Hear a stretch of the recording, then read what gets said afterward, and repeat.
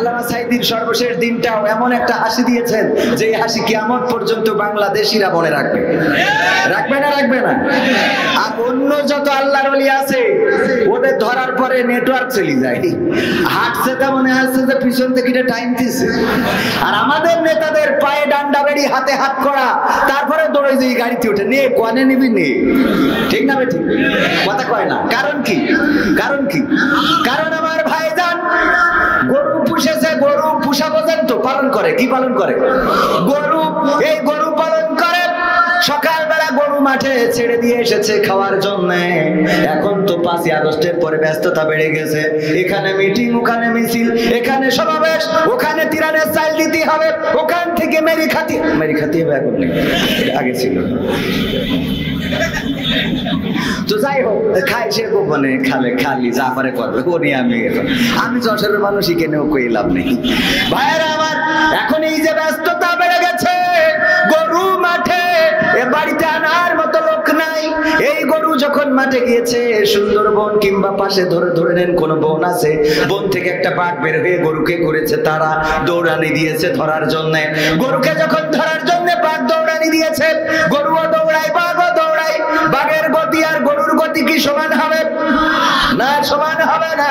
গরু চিন্তা করলো বাঘের সাথে তো পারবো না, আর আমার মালিকও তো আশেপাশে নাই। তাড়াতাড়ি করে একটা নরম ক্ষেত ছিল, কাদাওয়ালা জমিন ছিল, ওই কাদাওয়ালা জমিনের মধ্যে গরুটা দিয়েছে লাফ। গরুটা ঝাঁপ দিয়েছে বা লাফ দিয়েছে, দেওয়ার পরে গরু আটকে গেছে কাদার মধ্যে। বাঘও দৌড়াচ্ছিল পিছনে, বাঘও ধরার জন্য আরো একটু জোরে লাফ দিয়েছে, কারণ গরুর থেকে বাঘের গতিটা ছিল বেশি। বাঘ যখন লাফ দিয়েছে, গরুর থেকে 3 হাত দূরে যেয়ে পড়েছে। কয় হাত দূরে? ও কাদার মধ্যে আটকে গেছে। এমন কাদা, কাদা বোঝেন তো, নরম মাটি কাদা। এই কাদা থেকে না নিজেকে ছাড়ানো যায়, না নিজেকে বের করা যায়। বাঘ যত চেষ্টা করে তত আটকে যায়, কিন্তু গরু কোনো চেষ্টা না করে একেবারে চুপচাপ বসে ওনার মতো করে ওই যে জাবর কাটাচ্ছে, মনে আছে পান চাবাচ্ছে গরু। বাঘ বলতেছে, এই গরু তুই তো আসলেই গরু। গরু বলছে, কে ভাই কি হয়েছে? গরু তো কথা এরকমই হবে, তাই না? বলছে, ভাই কি হয়েছে? ভাই কি হয়েছে মানে কি? ওরে গরু, তুই যে আমি তোরে ধরার জন্য দৌড়ানি দিলাম, তোরে ধরার জন্য পিছু নিলাম, তোর পিছন দিয়ে আমি তাড়া করলাম। তুই যদি আমার কাছে ধরা দিতিস তাইলে তোরে আমি খেয়ে ফেলতাম, এটা ঠিক। তোরে খেয়ে অন্তত আমি তো বেঁচে থাকতাম। আবার যদি তুই পালিয়ে যাইতিস তাও তো তুইও বেঁচে থাকতিস, আমিও বেঁচে থাকতাম। কিন্তু এমন একটা আকাম করে ফেলাইছিস, যে আকাম করার কারণে এখন এই কাদা থেকে না আমিও বেরোইতে পারবো, না তুইও বেরোইতে পারবি। এখন আমিও মারা যাব, তুইও মারা যাবি। কই তাতে কি ভাই? কই তাতে কি মানে? এরপরেও এত বিপদে পড়ার পরেও আমি যখন টেনশন করতেছি কি করে বের হওয়া যায়, আমি যখন দুশ্চিন্তা করছি কি করে বের হব, সেই সময় তুই জাবর কাটাস কোন আন্দাজে? এই ডাকো, তুই জাবর কাটাস কিভাবে? আসসালামু আলাইকুম ওয়া রাহমাতুল্লাহি ওয়া বারাকাতুহু। কেমন আছেন সবাই? বৃষ্টিতে মন ভেঙে গেছে? মুমিনের মন কখনো ভাঙে না। আগুনে যখন ইব্রাহিম আলাইহিসসালামকে ফেলা হয়েছিল, তখন ইব্রাহিম আলাইহিসসালাম হাই হুতাশ করে নাই। আবার যখন নদী বা সাগরের তীরে মুসা আলাইহিসসালাম দাঁড়িয়েছিলেন আর ফেরাউনের বাহিনী পিছনে আসছিল, তখনও মুসা আলাইহিসসালাম হতাশ হন। রোদ হইলেও সমস্যা নাই, বৃষ্টি হইলেও খালি একটু ভিজতে হবে। রাজি আছেন ইনশাআল্লাহ? ভেজা যাবে? আমরা সবাই মিলে আজকে ভিজবো ইনশাআল্লাহ। যুবকেরা এত সুন্দর আয়োজন করে দিয়েছেন, এই আয়োজনটার জন্য আমরা যুবকদের প্রতি কৃতজ্ঞতা জ্ঞাপন করছি। যেহেতু আকাশের অবস্থা ভালো না, আনুষ্ঠানিকভাবে শুরু করতে চায় না, একেবারে শর্ট করে, মানে হুট করে শুরু করে শর্ট করে চলে যাবো ইনশাআল্লাহ। খুশি তো আপনারা? প্রধান মেহমান হযরত মাওলানা গোলাম রব্বানী ভাই ইতিমধ্যে আমাদের মাঝে এসেছেন। বৃষ্টি না হইলে দেরি করে আসে, বৃষ্টি হওয়ার কারণে তাড়াতাড়ি আসছে। খুশি না না আপনারা? খুশি কিনা? চিৎকার করে বলেন আলহামদুলিল্লাহ। এখানে যত মানুষ আছে তার থেকে বেশি মানুষ আছে রাস্তায়, বাজারে, পথে, দোকানে, আছে না নাই? আপনারা কি করে বলবেন আছে? কারণ আপনারা তো এখানে বসে আছেন, আমি দেখে আসছি, আমি না বলবো। আছে ওখানে অনেক বেশি। এখানকার থেকে 2 বা 3 ডাবল লোক আছে রাস্তাঘাটে, দোকানপাটে, হাটে, চায়ের দোকানে, এইসব জায়গাগুলোতে ঘুরে বেড়াচ্ছে। ভাইরা আমার, আজকের এই আয়োজন আপনার নাজাতের ওসিলা হয়ে যেতে পারে, বলেন সুবহানাল্লাহ। আল্লাহ রাব্বুল আলামিন এই সময়টা আমাদের দিবেন আগামী বছর, এর কোনো নিশ্চয়তা আছে? এর কোনো নিশ্চয়তা আছে? আজকের দিনটা আমাদের জীবনের জন্য শেষ দিন, আজকের রাতটা আমাদের জীবনের জন্য শেষ রাত হয়ে যেতে। সুতরাং আজকে এই মাহফিলে যারা আসবেন, বসবেন, হতে পারে এটাই আপনার নাজাতের ওসিলা। এই মাহফিলটা আপনার দুনিয়াবী জীবন এবং পরকালীন জীবনের মুক্তির পথেও হয়ে যেতে পারে। সুতরাং রাস্তায়, পথে, হাটে, মাঠে, ঘাটে, যে যেখানে আছেন, বলবো অল্প সময়ের মধ্যে আসুন, আমরা অল্প সময় করে কথা বলবো এবং তারপরে খুব তাড়াতাড়ি চলে যাব ইনশা। আবার জোরে বলেন ইনশা। বৈষম্য বিরোধী ছাত্র আন্দোলনের শহীদ এবং শহীদ ছাত্রদের আত্মার মাগফিরাত কামনায় ও আহতদের সুস্থতার কামনায় আজকের এই দোয়া ও বুজরুক কোট গ্রামের সকল মসজিদের উন্নতিকল্পে ছাত্র সমাজ ও গ্রামবাসীর উদ্যোগে আয়োজিত প্রথম বার্ষিক তাফসিরুল কোরআন মাহফিলের শ্রদ্ধাভাজন সভাপতি, আমার আগে যিনি আলোচনা পেশ করেছেন, সুপারিনটেন্ডেন্ট বুজরুক কোট দাখিল মাদ্রাসা জনাব মোহাম্মদ আব্দুল মান্নান সাহেব। এছাড়া প্রধান অতিথি হিসাবে থাকার কথা রেজাউল করিম টুটুল, যিনি সদস্য সচিব রাজশাহী জেলা যুবদল ও সাবেক সভাপতি রাজশাহী জেলা ছাত্রদল। আমার আগে আলোচনা করেছেন আমার অত্যন্ত কাছের মানুষ, প্রিয় ভাই সুললিত কণ্ঠস্বর, আপনার এলাকার, আপনারা গর্বিত যে আপনার এলাকায় এমন একজন কোরআনের পাখি, কোরআনের খাদেম আল্লাহ দান করেছেন। আমার প্রিয় ভাই আফতাব, হাফেজ মাওলানা আফতাব সাহেব আমার আগে আলোচনা করেছেন। আমার পরে আলোচনা করবেন গোটা বাংলাদেশ শুধু নয়, গোটা বিশ্বে বাংলা ভাষাভাষী মানুষের কাছে পরিচিত মুখ হযরত মাওলানা গোলাম রব্বানী সাহেব। আমার মাহফিলে উনি প্রধান বক্তা এবং প্রধান অতিথি আমার মাহফিলে আল্লামা দেলোয়ার হুসাইন সাইদির সুযোগ্য পুত্র জনাব আলহাজ শামীম সাইদি প্রধান অতিথি উনি, আর প্রধান বক্তা আজকের মাহফিলের, আপনাদের মাহফিলের প্রধান বক্তা। আমার মাহফিলটা 10 তারিখ, 10ই অক্টোবর, আলহামদুলিল্লাহ। এছাড়াও আরো গণ্যমান্য ব্যক্তিবর্গ আছেন। আমার ভাই কথা বলেছেন, ভাইয়ের নাম কি যেন? মুশারফ ভাই, হ্যাঁ, এবং আবু শামা ভাই, দুইজন কথা বলেছেন। দুইজনের বক্তৃতা, দুইজনের কথা, অবশ্যই দুইজনের কথার মধ্যে যৌক্তিকতা আছে না নাই? আছে। যেমন ওমর গরম ছিলেন, তেমন আবু বকর নরম ছিলেন, সুবহানাল্লাহ। একজন ছিল গরম, একজন ছিল নরম, একজন মারতে চাইবে আর একজন থামাতে চাইবে, এটাই তো ঠিক, ঠিক আছে তো? আলহামদুলিল্লাহ, এটাই সৌন্দর্য, এটাই হওয়া উচিত। সবাই যদি মারতে থাকে তাহলে এই পৃথিবীতে জীবন্ত মানুষ পাওয়া যাবে? কিছু মানুষ তো বাঁচানোর জন্য থাকতে হবে। দুইজনকে আল্লাহ কবুল করুন, বলেন আমিন। আছেন আমার সামনে উপবিষ্ট দিনদার ইমানদার মুসলমান ভাই বাবাজিরা, আমার ডানে বামে অনেকেই রয়েছেন চেয়ারে বসা, যাদের জুতা বহন করার যোগ্যতা রাখি না, যাদের জুতা জোড়াটা ঘুরিয়ে সোজা করে দিতে পারলে নিজেকে ধন্য মনে করতাম। পর্দার অন্তরালে মা এবং বোনেরা, মাইকের আওয়াজ যারা শুনছেন, সবাইকে আনুষ্ঠানিকভাবে সালাম জানাচ্ছি, আসসালামু আলাইকুম ওয়া রাহমাতুল্লাহি ওয়া বারাকাতুহু। আমরা আল্লাহর শুকরিয়া আদায় করি যে মহান রব দয়া করে, মায়া করে আমাদেরকে মানুষের মধ্যে সৃষ্টি করেছেন। আল্লাহ চাইলে আমাদেরকে শিয়াল বানাইতে পারতেন, যে শিয়াল বানাইলে শিয়ালের সাথে কুত্তার কবে দ্বন্দ্ব বাঁধেছে আমি জানি না। পৃথিবী সৃষ্টির আগে আল্লাহ সম্ভবত এরকম একটা সিস্টেম করে রাখছে যে কুত্তা শিয়াল দেখলেই তাড়াবে, ঠিক না বে ঠিক? বিড়ালের সাথে ইঁদুরের দ্বন্দ্ব কিসের জন্য আমি জানি না।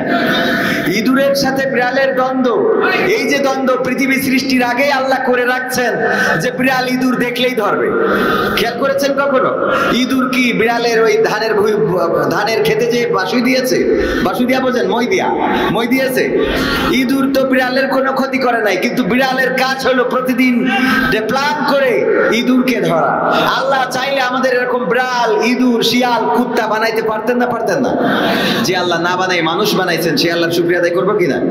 সবাই বলছি আলহামদুলিল্লাহ। আওয়াজ আরো জোরে হওয়া দরকার এই জন্যে, যেই বাংলাদেশে জগদ্দল পাথর চেপে বসেছিল, কোরআনের পাখি বলেছিল আমি বাংলাদেশের উত্তর গগনে কালো মেঘ দেখতে পাচ্ছি, যদি সফলভাবে তার মোকাবেলা করতে না পারেন এমন গাঢ় কালো অমাবস্যার রাত আসবে যার সুবহে সাদিক হওয়া সম্ভব। কথাটা কানে বাজে না? বাজে না? সেই কথা বাস্তবে পরিণত হয়েছিল। বছরের পর বছর নির্বাচনে নয়, বিনা ভোটে, তাহাজ্জুদের ভোটে, রাতের ভোটে, চুরি করা ভোটে, ভোটের মাঠে কুত্তারা থাকতো, সেই জাতীয় ভোট দিয়ে, নির্বাচন দিয়ে আমাদের মাথার পরে এমন ভাবে চেপে বসেছিল, বাংলাদেশের মানুষ যেন মনে করে নিয়েছিল আর সম্ভবত এই পাথর সরানো সম্ভব হবে না। ঠিক না ঠিক? কিন্তু 5ই আগস্টে আল্লাহ রাব্বুল আলামিন বাঙালি জাতি, বাংলাদেশি বাংলা ভাষাভাষী মানুষের এমন একটা বিজয় এনে দিলেন, যেই বিজয় অর্জিত হওয়ার পরে গোটা বিশ্বে প্রশংসিত হয়েছে। আমাদের ছাত্র আন্দোলন দেখে গোটা বিশ্ব অবাক হয়েছে, কেমন করে আন্দোলন করতে হয়, কেমন করে জুলুমের পতন ঘটাতে হয়, কি করে স্বৈরাচারকে বাংলাদেশের জমিন ছাড়া করতে হয়, এটা দেখে বাহবা দিয়েছে গোটা বিশ্ব। বলেন ঠিক কিনা?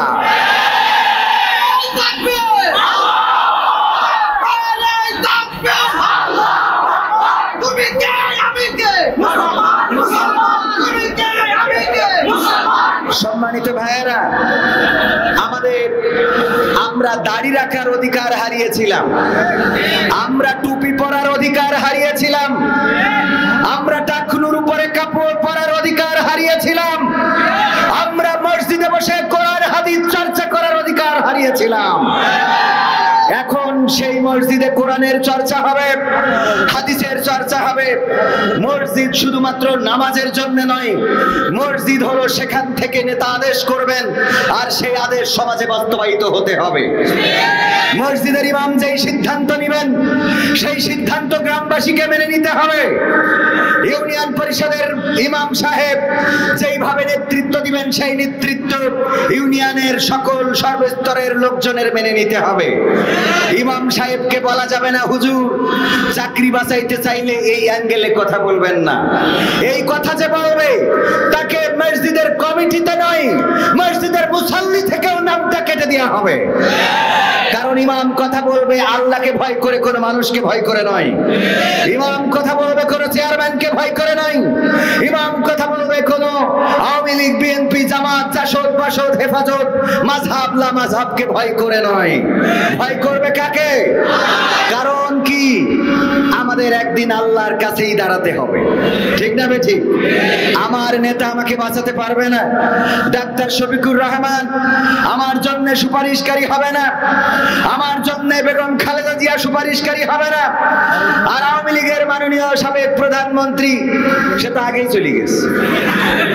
ঠিক না ঠিক? আগে চলে গেছে কিনা? সুপারিশ করা তো দূরের কথা, আর যারা বলেছিল খেলা হবে, কইতাম বলবো ক্ষমতায় কেউ স্থায়ী হয় না, হোক না সে খালেদা কিংবা হাসিনা, চেয়ারটা চিরকাল থাকে না। ক্ষমতায় কেউ স্থায়ী হয় না, মুজিবুর বেশি দিন থাকেনি, জিয়াউর কেউ তো রাখেনি। ঠিক না বেঠে? সবাই বলা লাগবে। বিজয়ের আনন্দ আছে না নাই? এই বিজয়ের আনন্দে বৃষ্টি আসতে পারে, ঝড় আসতে পারে, টর্নেডো আসতে পারে, সাবিয়ানা ভিজে শুধু নয় ছিঁড়ে পড়তে পারে, কিন্তু মুমিনদের ইমানের জোর কমিয়ে দিতে পারে? কমে যাবে? যাবে না। মনিটরটা একটু বাড়াই দেন, কারণ আমার গলার জোর কমে যাচ্ছে। ক্ষমতায় কেউ স্থায়ী হয় না, হোক না সে খালেদা কিংবা হাসিনা, চেয়ারটা চিরকাল থাকে না। ক্ষমতায় কেউ স্থায়ী হয় না, মুজিবুর বেশি দিন থাকেনি, জিয়াউর কেউ তো রাখেনি, মুজিবুর বেশি দিন থাকেনি, জিয়াউর কেউ তো রাখেনি, এরশাদ চলে গেছে পৃথিবী ছেড়ে, এরশাদ চলে গেছে পৃথিবী ছেড়ে, কেউ আজ তার কথা কয় না, ক্ষমতায় কেউ স্থায়ী হয় না, হাসিনা ক্ষমতা ধরে রাখতে আয়না ঘর বানিয়েছিল, জনগণের রোশনালে দাদার দেশে পালিয়ে গেল, হাসিনা ক্ষমতা ধরে রাখতে আয়না ঘর বানিয়েছিল, জনগণের রোশনালে দাদার দেশে পালিয়ে গেল, ডিবি হারুনের পাশে আর, ডিবি হারুনের পাশে আর পরিমণিদের দেখা যায় না, ঠিক না বেঠে? ক্ষমতায় কেউ স্থায়ী হয় না, হোক না সে খালেদা কিংবা হাসিনা, সে আরটা চিরকাল থাকে থাকে, চিরকাল ক্ষমতা থাকে না, থাকে। পালাবো না, পালাবো না, প্রয়োজন হলে ফখরুলের বাসায় গিয়ে উঠবো, এখন তো সে বাসায়ও পায় না, কথা কয় না। হ্যাঁ, কোথায় গেল মন্ত্রীরা সব, কোথায় গেল মন্ত্রীরা সব, কোথায় গেল এমপিরা সব, কোথায় কাদের কাকা, তাদের ছাড়া দেশটা কেমন লাগে ফাঁকা ফাঁকা, ঠিক না বেঠে? ফাঁকা ফাঁকা লাগে কিনা?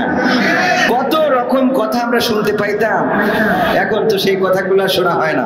পালাবো না, পালাবে না, পালাবে না, যাই না তবু দেখা, ওদের ছাড়া দেশটা কেমন লাগে ফাঁকা ফাঁকা, কোথায় গেল এমপিরা সব, কোথায় কাদের কাকা, তাদের ছাড়া দেশটা কেমন লাগে ফাঁকা ফাঁকা, আইন মন্ত্রী আটকে গেল আইনেরই ফাঁকে, দাড়ি ছাড়া দরবেশের ভণ্ড ভণ্ড লাগে, আইন মন্ত্রী আটকে গেল আইনেরই ফাঁকে, দাড়ি ছাড়া দরবেশের ভণ্ড ভণ্ড লাগে, শুনছি কত নেতা নেত্রী খাইতেছে ভাই ডান্ডা, বিচারপতি কালামানিকের ফাটিয়েছে আন্ডা, ঠিক না বেঠে? মিথ্যা বললে বললেন যে না এটা ঠিক না, ঠিক বলেছি তো? আইন মন্ত্রী আটকে গেছে আইনেরই ফাঁকে, দাড়ি ছাড়া দরবেশের ভণ্ড ভণ্ড লাগে, শুনছি কত নেতা নেত্রী খাইতেছে ভাই ডান্ডা, বিচারপতি কালামানিকের ফাটিয়েছে আন্ডা, পলকেরও ঝলক গেল, পলকেরও ঝলক গেল, থামিয়ে নেটের চাকা, তাদের ছাড়া দেশটা কেমন লাগে ফাঁকা ফাঁকা, তাদের ছাড়া দেশটা কেমন লাগে ফাঁকা ফাঁকা, কই গেল সেই সংসদেতে মমতাজের গান, কোথায় গেল হযরত বলা শামীম ওসমান, খেলা হবে, খেলা হবে, আসো খেলবো, হ্যাঁ মনে আছে তো? মনে থাকবে না কেন, মনে রাখার জন্য আমরা তো আছি ইনশাআল্লাহ। কই গেল সেই সংসদেতে মমতাজের গান, কোথায় গেল হযরত বলা শামীম ওসমান, ইনু মেনন্দি ফুমনি আছে কারাগারে, বাপ করিলেও পাপ কখনো ছাড়ে কি আর তারে, কোথায় গেল স্পিকারের দৃষ্টি আঁকা বাঁকা, ওদের ছাড়া দেশটা কেমন লাগে ফাঁকা ফাঁকা, তাদের ছাড়া দেশটা কেমন লাগে ফাঁকা ফাঁকা, কোথায় গেল আরাফাত আর ব্যারিস্টার সুমন, মনে আছে ব্যারিস্টার সুমনের কথা? গরু বেচে টাকা দিব, গরু বেচে টাকা দিব, তোমরা খাইবা, তোমাদের আমি গরু বেচে দিব, হ্যাঁ? কই গেল সেই আরাফাত আর ব্যারিস্টার সুমন, কথা বলার সময় তারা করে নিয়োজন। মুরগি কবির খাইছে ধরা, জাফর কোথায় আছে, গোপনে কি সেও গেল মোদি দাদুর কাছে। ঠিক না বেঠে? যাচ্ছে না যাচ্ছে না? এক এক করে যাচ্ছে। কোথায় গেল আরাফাত আর ব্যারিস্টার সুমন, কথা বলার সময় তারা করে নিয়োজন। মুরগি কবির খাইছে ধরা, জাফর কোথায় আছে, গোপনে কি তারাও গেল মোদি দাদুর কাছে। কোথায় গেল এস আলমের কাড়ি কাড়ি টাকা, কথা কয় না? কোথায় গেল এস আলমের কাড়ি কাড়ি টাকা, তাদের ছাড়া দেশটা কেমন লাগে ফাঁকা। লাগে না লাগে না? প্রতিদিন কত কথা শুনতাম, 41 সালের আগে কেউ ক্ষমতা থেকে নামাতে পারবে না, পারবে না। কি করে নামাবে? কারণ জনগণ তো ভোট দিতে পারতো না। ভোটের মাঠে আমার চাচা গেল ভোট দেওয়ার জন্য, ফজরের নামাজ পড়ে অনেক কষ্ট করে বুড়ো মানুষটা ভোটের মাঠে যখন পৌঁছাইছে, বলছে বাবাজি এত কষ্ট করে আসলেন কেন? কয় আইছি তো ভোট দিবার লাই। কয় আইছেন তো ফজর পড়ে, সে তো তাহাজ্জুদ পড়ি কাম সারা। তাহাজ্জুদ পড়ি তো আমরা কমপ্লিট করে ফেলেছি, এত কষ্ট করে আসার দরকার ছিল না। ও বাবাজি ঠিক আছে, এসেছেন ভালো কথা, চলে যান। বলতেছে তাহলে একটু আমার এই নখের মধ্যে দাগ কেটে দাও, তা না হলে বৌমা বলবে আমি ভোট দিতে পারি নাই, লজ্জায় পড়ে যাবো, একটু দাগ দিয়ে দাও। হ্যাঁ, এই দাগ কেটে নিয়ে যখন যাচ্ছে, বলতেছে চাচা, চাচিরও আবার জনম পাঠায়েন না চাচির, কিন্তু চাচিও ভোট দিয়েছে, চাচির ভোটও দিয়ে আগে গেছে। তো চাচা ভালো বুঝেনি যে চাচির ভোট দিল কি করি। চাচা বলছে বাবু তোমার চাচিও ভোট দিয়ে গেছে? তা দেখছে চাচার বুঝে নজনি, বলছে হ্যাঁ বাবা দিয়েছে, চাচির ভোট হয়ে গেছে। তা বলছে দেখো কত বড় জাহিল, কার সাথে সংসার করেছি গো। তো আমার আল্লাহর ওলি যারা ওই রাত্রি তাহাজ্জুদ পড়িয়ে ইবাদত করছিল, ওরা বলছে চাচা ঘটনা কি? জাহিল কার বলছেন? বলছে তোমার চাচির কথাই বলছি গো। কেন? দেখো তোমার চাচি মারা গেছে আজ 12টা বছর হয়ে গেল, সে ভোটের মাঠে এসে ভোটটা দিয়ে গেল, আমার সাথে দেখা করে গেল না। তাহলে কত বড় জাহেল। আমি বুড়ো মানুষটা কিভাবে 12টা বছর কাটে গো, আমার একটু খবর নেয় না। আর সে এসে ভোট দিয়ে গেল, কিন্তু আমার সাথে দেখা করে গেল না রে। ঘটেছে না ঘটে নাই? কথা কয় না, ঘটেছে না ঘটে নাই? সেই দিন আর বাংলার জমিনে আসতে দেয়া হবে না। বৈষম্য বিরোধী ছাত্র আন্দোলনে যারা শহীদ হয়েছে, তারা ভোট অধিকার প্রতিষ্ঠিত করার জন্য শহীদ হয়েছে, তারা বাংলাদেশের গণমানুষের অধিকার ফিরিয়ে দেওয়ার জন্য শহীদ হয়েছে, তারা নির্বাচনী ব্যবস্থাটাকে আবার ফিরিয়ে আনার জন্য শহীদ হয়েছে, গরিব দুঃখীর অধিকার, গরিব দুঃখীদেরকে ফিরিয়ে দেওয়ার জন্য শহীদ হয়েছে। সুতরাং যদি ইনসাফ ভিত্তিক বিচার ব্যবস্থা, ইনসাফ নির্বাচন কিংবা অন্য সকল ক্ষেত্রে বন্টনে ইনসাফ কায়েম না হয়, তাইলে এই শহীদের রক্তের সাথে বেঈমানি করা হবে। আর শহীদের রক্তের সাথে যারা বেঈমানি করবে, তাদের জায়গা বাংলার জমিনে হবে না। হবে খালি মুখে মুখে স্বাধীনতা স্বাধীনতা বলে ফেনা তুলে ফেলতো, অথচ স্বাধীনতার ভুয়া মুক্তিযোদ্ধা বানায় চাকরি দেশে সব ওই আল্লাহর ওলিদেরকে। ঠিক না বেঠিক? ভুয়া মুক্তিযোদ্ধা আছে না নাই? 1972-75 সালে জন্ম, সেও মুক্তিযোদ্ধা। কি করে মুক্তিযোদ্ধা? ও তো গর্বেও আসেনি। গর্বে থাকলেও তাও মনে করতাম যে গর্বের মধ্যে পরিকল্পনা করছি। হ্যাঁ, এরকম ছিল না? ছিল না? কি গণতন্ত্র আমাদের ছিল। এই জন্য আমি শোনাবো। আমি যেহেতু আকর্ষণ, আমি তো বক্তা না, আমি কিন্তু বক্তা না। এই যে এখানে কি আকর্ষণ, আমি কি আজকে মাহফিলের কি, আমি তো বিকর্ষণ করাইতে পারি না। আকর্ষণ করতে হবে না? আকর্ষণ বোঝেন কি না? আকর্ষণের কাজ কি? ধরেন আমার ভাইজানের একটা চিড়িয়াখানা আছে, তো এই চিড়িয়াখানায় কোনো পশু পাখি না থাকলে যাবে? তো চিড়িয়াখানা কি আকর্ষণ? আমার ভাইজানেরই চিড়িয়াখানা আছে, কিন্তু পশু পাখি নাই, ভাই দেখার জন্য যাবে? এখন ওই চিড়িয়াখানায় যদি উল্লুক, ভাল্লুক, বাঘ, বান্দর এইগুলো আনতে পারে, লোক যাবে না? যাবে না? তাহলে আকর্ষণ কোনটা? হ্যাঁ, বুঝা গেছে তো? তাহলে আকর্ষণের কাজ হলো বাদর বা বানর খেলা যে দেখায়, ও যখন রাস্তা দিয়ে যায় তখন ওর দিকে কেউ তাকায় না, তাকায়, কিন্তু ও যখন বানরটা নিয়ে যায় তখন সবাই তাকায়, ঠিক না? বোঝা গেছে তো? কি কথা কয় না, মানে বেকায়দায় পড়ে গেছে যে কোন পক্ষে নেব। আমাদেরও খুব বেকায়দা অবস্থা ছিল, এই যে ডানি বসে থাকতো, বাই বসে থাকতো। আমি চৌগাছা, যশোর জেলার চৌগাছা উপজেলায় আলোচনা করতেছি, বলতেছে যে ভাই পরিচয় করে দিলে উনি হলেন চেয়ারম্যান, এই ইউনিয়নের নির্বাচিত চেয়ারম্যান। তো আমি আমার ওয়াজের মধ্যে তৎকালীন সরকারের যত উন্নয়ন আছে, অবনতি যা আছে এটা বলি নাই, উন্নয়ন যা আছে, পদ্মা সেতু, মেট্রো রেল, টানেল, তারপরে কারেন্ট, বিদ্যুৎ চলে যায়, এটা কইনি, আছে এটা কইছি। তো এই সব মোটামুটি বলা শেষ, যত উন্নয়ন একটাও বাদ দিই না। এরপরে দোয়ার সময় বলতেছে হুজুর খালেদা জিয়ার জন্য একটু দোয়া করতেন। তাই বলছি কেন? বলছে আমি বিএনপি চেয়ারম্যান। তাই বলছি তো এটা আগের থেকে করলেন না কেন? আমি সারা পথ ধরে সব উন্নয়নের কাজ করলাম, আপনি এখন কোন আমি বিএনপি চেয়ারম্যান কে? আর আমার তো কল্পনাই নেই যে এই আমলেও বিএনপির একটা চেয়ারম্যান হয়, কারণ যে আমলে ভোট হয় না চেয়ারম্যান হয় কি বিএনপি? তো এই জন্য আমি যখন শুনেছি চেয়ারম্যান, ও ধরেই নিছি যে ও আমাদের লোক, এই মনে করি বলেছি খেলা হবে। এখন কয় খালেদা জিয়ার জন্য দোয়া করে, সহ্য না করি কত পারা যায়। যাই হোক, তো এই জন্য আকর্ষণ, যেহেতু কিছু গান কিছু কথা বলে যায়, আগামীতে আবার যখন বিকর্ষণ হয়ে আসবো তখন আলহামদুলিল্লাহ আল্লাহ আকাশকে সুন্দর করে দিয়েছেন। কিছুক্ষণ আগেও বিদ্যুৎ চমকা ছিল, আলহামদুলিল্লাহ একটু জোরে বলতে হবে, জোরে বলেন আলহামদুলিল্লাহ।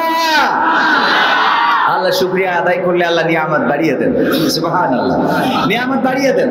আমাদের বৃষ্টি দিলেও বলবো আলহামদুলিল্লাহ, বৃষ্টি না দিলেও বলবো তুমি যেটা চেয়েছো সেটা করেছো, আলহামদুলিল্লাহ, তোমার প্রতি আমরা সন্তুষ্ট আছি। ইন্না সালাতি ওয়া নুসুকি ওয়া মাহইয়ায়া ওয়া মামাতি লিল্লাহি রাব্বিল, নিশ্চয় আমাদের নামাজ, আমাদের কুরবানি, আমাদের জীবন, আমাদের মরণ কার জন্য? আমাদের কুরবানি বলতে খালি গরু কুরবানি দেয়া না, এখানে যে সময় নিয়ে এসেছি এটাও কুরবানি কিনা। আমরা বৃষ্টিতে যদি জামাটা ভিজাই, এই জামাটা কুরবানি করে দিলাম, মাথাটা যদি ভিজে যায় কুরবানি করে দিলাম, যে আল্লাহ তোমার জন্য বৃষ্টিতে মাথা ভিজাই কুরবানি করে দিলাম, ঠিক কিনা? সুতরাং আল্লাহর জন্য যদি হয় তাহলে দুঃখ, বেদনা, কষ্ট কিছুই নাই। যখন মানুষের জন্য হয় তখন কলা পাতায় শুয়ে থেকেও মুখে হাসি ফোটে, কথা কয় না। আর যখন আল্লাহর জন্য হয় তখন ফাঁসির কাষ্টেও হাসতে হাসতে চলে নাই। আল্লামা সাঈদীর সর্বশেষ দিনটাও এমন একটা হাসি দিয়েছেন যে হাসি কিয়ামত পর্যন্ত বাংলাদেশিরা মনে রাখবে, রাখবে না রাখবে না। আর অন্য যত আল্লাহর ওলি আছে ওদের ধরার পরে নেটওয়ার্ক চলে যায়, হাঁটছে তা মনে হচ্ছে যে পিছন থেকে টাইম দিচ্ছে। আর আমাদের নেতাদের পায়ে ডান্ডা বেড়ি, হাতে হাত করা, তারপরে দৌড়ে যে গাড়িতে উঠে নিয়ে কোয়ানে নিবি নে, ঠিক না বেঠিক? কথা কয় না। কারণ কি? কারণ কি? কারণ আমার ভাইজান গরু পুষেছে, গরু পুষা পর্যন্ত পালন করে, কি পালন করে? গরু। এই গরু পালন করে, সকালবেলা গরু মাঠে ছেড়ে দিয়ে এসেছে খাওয়ার জন্য। এখন তো 5ই আগস্টের পরে ব্যস্ততা বেড়ে গেছে, এখানে মিটিং, ওখানে মিছিল, এখানে সমাবেশ, ওখানে তিরানের চাল দিতে হবে, ওখান থেকে মেরি খাতি হবে, এখন নেই, আগে ছিল। তো যাই হোক, খাই সে গোপনে, খালে খালি যা পারে করবে, ও নিয়ে আমি যশোরের মানুষই কেনেও কই লাভ নেই। ভাইয়েরা আমার, এখন এই যে ব্যস্ততা বেড়ে গেছে, গরু মাঠে, এ বাড়িতে আনার মতো লোক নাই। এই গরু যখন মাঠে গিয়েছে, সুন্দরবন কিংবা পাশে ধরে নেন কোন বন আছে, বন থেকে একটা বাঘ বের হয়ে গরুকে করেছে তারা দৌড়ানি দিয়েছে ধরার জন্য। গরুকে যখন ধরার জন্য বাঘ দৌড়ানি দিয়েছে, গরুও দৌড়ায়, বাঘও দৌড়ায়। বাঘের গতি আর গরুর গতি কি সমান হবে? না, সমান হবে না। গরু চিন্তা করলো বাঘের সাথে তো পারবো না, আর আমার মালিকও তো আশেপাশে নাই। তাড়াতাড়ি করে একটা নরম ক্ষেত ছিল, কাদাওয়ালা জমিন ছিল, ওই কাদাওয়ালা জমিনের মধ্যে গরুটা দিয়েছে লাফ। গরুটা ঝাঁপ দিয়েছে বা লাফ দিয়েছে, দেওয়ার পরে গরু আটকে গেছে কাদার মধ্যে। বাঘও দৌড়াচ্ছিল পিছনে, বাঘও ধরার জন্য আরো একটু জোরে লাফ দিয়েছে, কারণ গরুর থেকে বাঘের গতিটা ছিল বেশি। বাঘ যখন লাফ দিয়েছে, গরুর থেকে 3 হাত দূরে যেয়ে পড়েছে। কয় হাত দূরে? ও কাদার মধ্যে আটকে গেছে। এমন কাদা, কাদা বোঝেন তো, নরম মাটি কাদা। এই কাদা থেকে না নিজেকে ছাড়ানো যায়, না নিজেকে বের করা যায়। বাঘ যত চেষ্টা করে তত আটকে যায়, কিন্তু গরু কোনো চেষ্টা না করে একেবারে চুপচাপ বসে ওনার মতো করে ওই যে জাবর কাটাচ্ছে, মনে আছে পান চাবাচ্ছে গরু। বাঘ বলতেছে এই গরু তুই তো আসলেই গরু। গরু বলছে কে ভাই কি হয়েছে? গরু তো কথা এরকমই হবে তাই না? বলছে ভাই কি হয়েছে? ভাই কি হয়েছে মানে কি? ওরে গরু তুই যে আমি তোরে ধরার জন্য দৌড়ানি দিলাম, তোরে ধরার জন্য পিছু নিলাম, তোর পিছন দিয়ে আমি তাড়া করলাম, তুই যদি আমার কাছে ধরা দিতিস তাইলে তোরে আমি খেয়ে ফেলতাম, এটা ঠিক। তোরে খেয়ে অন্তত আমি তো বেঁচে থাকতাম, আবার যদি তুই পালিয়ে যাইতিস তাও তো তুইও বেঁচে থাকতিস, আমিও বেঁচে থাকতাম। কিন্তু এমন একটা আকাম করে ফেলাইছিস যে আকাম করার কারণে এখন এই কাদা থেকে না আমিও বেরোইতে পারবো না তুইও বেরোইতে পারবি, এখন আমিও মারা যাব তুইও মারা যাবি। কই তাতে কি ভাই? কই তাতে কি মানে? এরপরেও এত বিপদে পড়ার পরেও আমি যখন টেনশন করতেছি কি করে বের হওয়া যায়, আমি যখন দুশ্চিন্তা করছি কি করে বের হব, সেই সময় তুই জাবর কাটাস কোন আন্দাজে? এই ডাকো তুই জাবর কাটাস কিভাবে? গরু বলছে ভাই দেখো আমি জাবর কেন কাটাবো না, আমার একজন অভিভাবক আছে, আমার একজন মালিক আছে রে। সেই মালিক সকালবেলা আমার মাঠের মধ্যে এই ক্ষেতের মধ্যে ছেড়ে দিয়ে গেছে, আমি যেন খেয়ে সন্ধ্যাবেলা বাড়িতে যাই, কিন্তু তুমি আমার দৌড়ানি দিচ্ছ। আমি বাঁচার জন্য কাদার মধ্যে লাফ দিয়েছি, আমার যতটুকু চেষ্টা ততটুকু করেছি। শুনে রাখো আমার অভিভাবক যখন বাড়িতে ফিরবে, এখন তো রাজনীতি করে বেড়াতে হয়, একটু দেরি হচ্ছে যখন বাড়িতে এসে গোয়াল ঘরে আমারে পাবে না, তখন লাইট নিয়ে খুঁজতে চলে আসবে মাঠের মধ্যে, খুঁজতে খুঁজতে যখন এখানে আমারেও পাবে তোমারেও পাবে, আমার মালিক আমারে বাঁচাইয়ে নিয়ে যাবে, আর তোমারে এখানে পিটাই এই কাদার মধ্যে দাফন করে রেখে যাবি। এইবার বলো আমি জাবর কাটাবো নাকি তুমি কাটাবা? জাবর কাটাবে কিনা? এই জন্য ওই সব আল্লাহর ওলিরা ওরা যেই বিপদে পড়ে ওদের আর জাবর কাটানো থাকে না, কিন্তু যারা কোরআনের পথে চলে, আল্লাহর পথে চলে, আল্লাহর কথা বলে, ওরা যখন জেলখানায় যায় তখনও হাসে, যখন ফাঁসিতে চলে তখনও হাসে, বরং যখন ক্ষমতা পায় তখন তাদের চোখ থেকে অশ্রু ঝরে পড়ে। ঠিক না বেঠে? গণতন্ত্র চিনি না আমি জানি না গণতন্ত্র, গণতন্ত্র দেখিনি আমি শুনেছি গণতন্ত্র। বলবো গণতন্ত্র চিনি না আমি জানি না গণতন্ত্র, গণতন্ত্র দেখিনি আমি শুনেছি গণতন্ত্র, গণতন্ত্র চিনি না আমি জানি না গণতন্ত্র, গণতন্ত্র দেখিনি আমি শুনেছি গণতন্ত্র।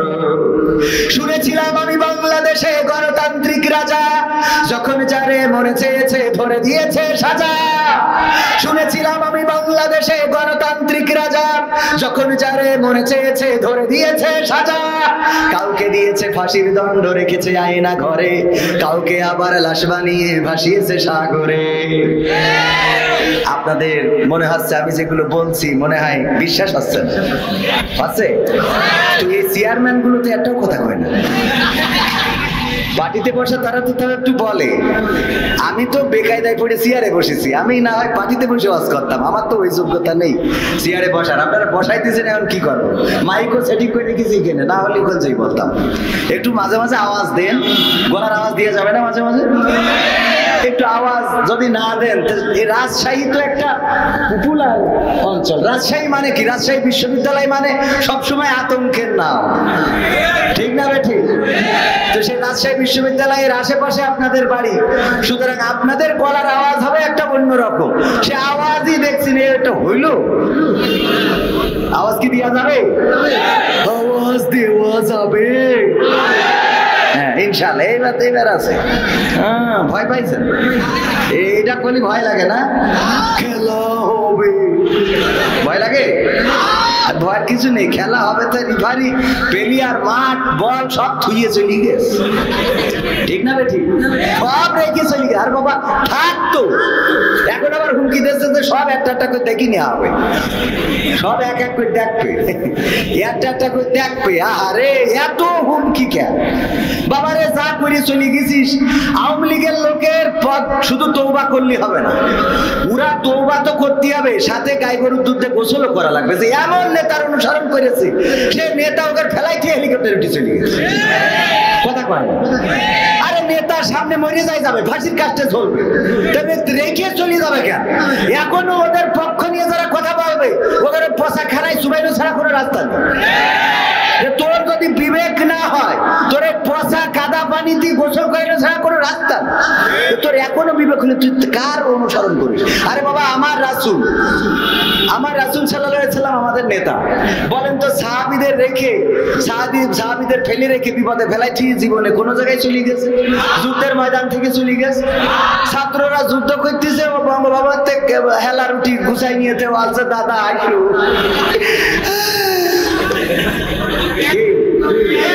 আওয়াজ কি দেয়া যাবে? একটু যাবে ইনশাআল্লাহ। যাতে গোলাম রাব্বানী ভাই এসে বলছে যে না, কবির ভাই এসে আকর্ষণ বিকর্ষণ করে যায়নি, আকর্ষণই আছে। আওয়াজ দেয়া যাবে? নারায়ে তাকবীর। মোটামুটি হয়েছে, এখনো ফাইনাল হয় নাই, ফাইনাল আর একটু পরে আসছে। গণতন্ত্র চিনি নাই আমি, জানি না গণতন্ত্র, গণতন্ত্র দেখিনি আমি, শুনেছি গণতন্ত্র। শুনেছিলাম আমি বাংলাদেশে গণতান্ত্রিক রাজা, যখন যারে মনে চেয়েছে ধরে দিয়েছে সাজা। শুনেছিলাম আমি বাংলাদেশে গণতান্ত্রিক রাজা, যখন যারে মনে চেয়েছে ধরে দিয়েছে সাজা। কাউকে দিয়েছে ফাঁসির দণ্ড, রেখেছে আয়না ঘরে, কাউকে আবার লাশ বানিয়ে ভাসিয়েছে সাগরে। কাউকে দিয়েছে ফাঁসির দণ্ড, রেখেছে আয়না ঘরে, কাউকে আবার লাশ বানিয়ে ভাসিয়েছে সাগরে। করেছে এসব কিসের জোরে? ছিল কি দাদার মন্ত্র? কেমন গণতন্ত্র ছিল, কেমন গণতন্ত্র? গণতন্ত্রের আড়ালে ছিল দাদার ষড়যন্ত্র। কেমন গণতন্ত্র ছিল, কেমন গণতন্ত্র? গণতন্ত্রের আড়ালে ছিল রয়ের ষড়যন্ত্র। শুনেছি আগে নির্বাচনে লাগতো টাকার নোট, দেখেছি আমি ভোট করিতে লাগেনি কোনো ভোট। শুনেছি আগে নির্বাচনে লাগতো টাকার নোট, দেখেছি আমি ভোট করিতে লাগেনি কোনো ভোট। ভোটের আগে পাশ হয়েছে মন্ত্রী মিনিস্টার, লাগেনি মিছিল, লাগেনি মিটিং, লাগেনি তো পোস্টার। কথা কয় না? ভোটের আগে পাশ হয়েছে মন্ত্রী মিনিস্টার, লাগেনি মিছিল, লাগেনি মিটিং, লাগেনি তো পোস্টার। নির্বাচন কমিশন ছিল ইন্ডিয়ান গণতন্ত্র। কেমন গণতন্ত্র ছিল, কেমন গণতন্ত্র? গণতন্ত্রের আড়ালে ছিল রয়ের ষড়যন্ত্র। কেমন গণতন্ত্র ছিল, কেমন গণতন্ত্র? গণতন্ত্রের আড়ালে ছিল দাদার ষড়যন্ত্র। বিরোধী দল যারা সংসদে ছিল, তারা ছিল পোষা পায়না, দেশে চুলে জ্বলে পুড়ে হয়েছে ছাই, তবুও তো কিছু কয় না। ঠিক না বেঠে? বিরোধী দল যারা সংসদে ছিল, তারা ছিল পোষা পায়না, দেশে জ্বলে পুড়ে হয়েছে ছাই, তবুও তো কিছু কয় না। শাসনে ছিল না সততা নিষ্ঠা, বিচারের ছিল না মান, সংসদে বুঝি তাই শোনা যেত মমতাজের গান। ঠিক না বেঠে? শাসনে ছিল না কথা